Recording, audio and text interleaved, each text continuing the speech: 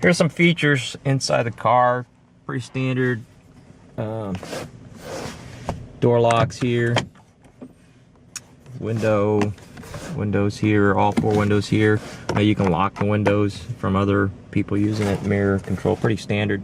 Dashboard's easy to read. Tachometer, a little computer in the middle, tells you the trip and all that, and speedometer, gas gauge. Kind of cool how they did that. Steering wheel has radio controls, presets up and down, volume, phone controls. These are this is the cruise control, and then these work the computer here in the middle.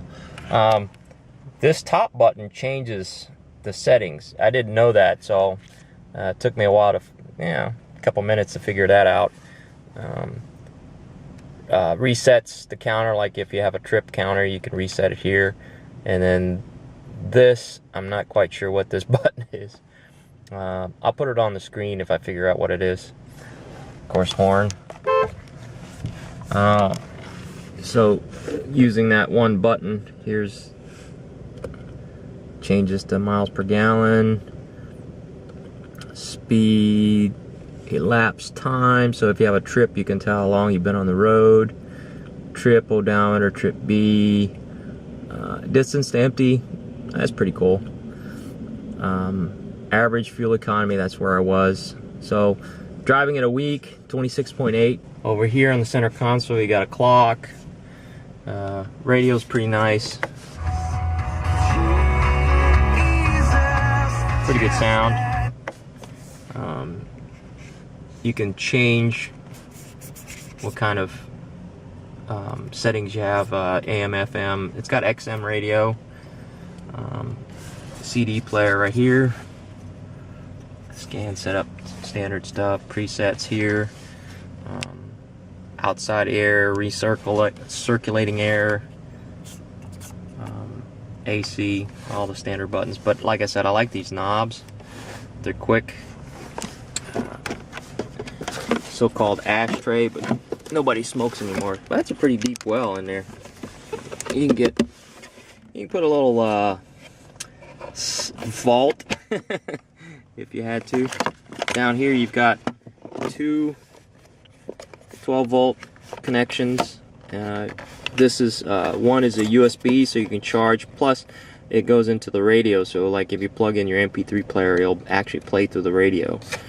And then a little headphone jack there, and then just a deep well for keys or whatever.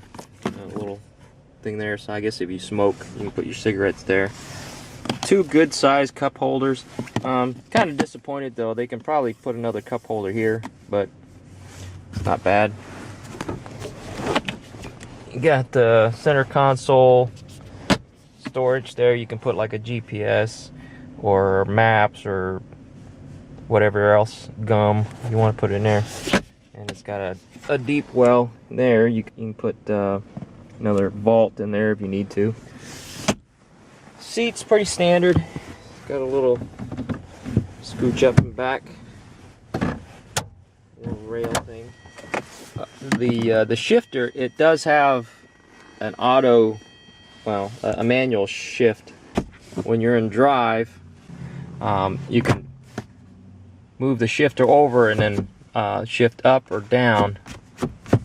So you can see the there. So it won't let you shift any higher than the speed rating you're at. So I'm stopped, so obviously it won't let me shift up to regular. Alright, here's the back seat.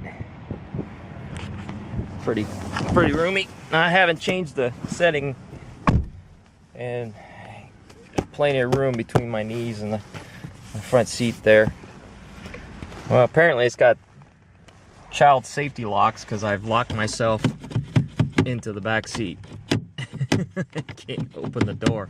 Here's the culprit here, a little lock symbol. I think you turn this with a screwdriver and it unlocks the door from the inside, for the inside to open. Anyway, continuing on, I believe you can fold, well, here's the two nice cup holders in the center console there. This doesn't seem to open. It's got door. It's got a cup holder in the door. There. And there. Pretty simple. Basic. It's got the oh crap handles.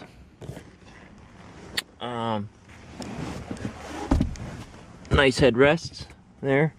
It does have these anchor points for child safety seats, so if you have a baby carrier or something, a baby seat, you can anchor the back strap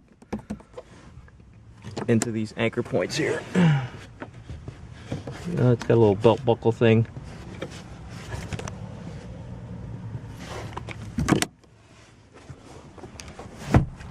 Anyway, here's the headroom in here.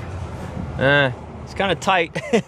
I only got like one hand width up here, so if you hit a bump and you're I'm an average sized guy. I think I'm like 5'9", but yeah, get a bump in this thing, it could hurt. Yeah, there's that's the only thing that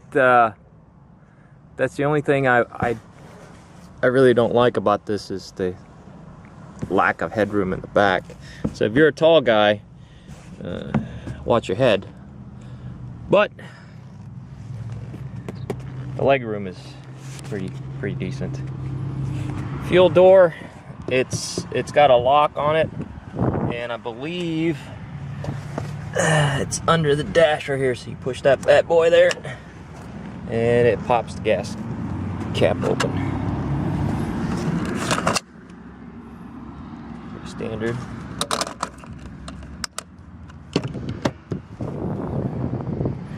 Pretty interesting here.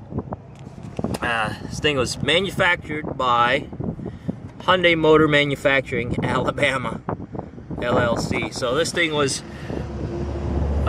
sure assembled in Alabama. So that's pretty cool, you know, made in the USA, or assembled in the USA, or employs people in the USA to manufacture this vehicle. So notice the radio antenna was kind of like the shark fin on top. I don't know if I like that too much. If you get knocked off or something like that, I'm sure it's going to be a pretty penny to replace that versus just a standard, one of those standard flexible ones, or even the ones that stick up. I don't know if they even make ones that stick up anymore. Another thing I'm not too cool about is there's no way to open the trunk. You do have a keyhole back here, so if the electronics goes out, you can use one of these keys to get in there. But the only other way to open it is either the button inside the car on your key fob here, and you have to hold it down, and then it opens up. But it's just one of those things you got to live with. Not too bad though. Minor inconvenience.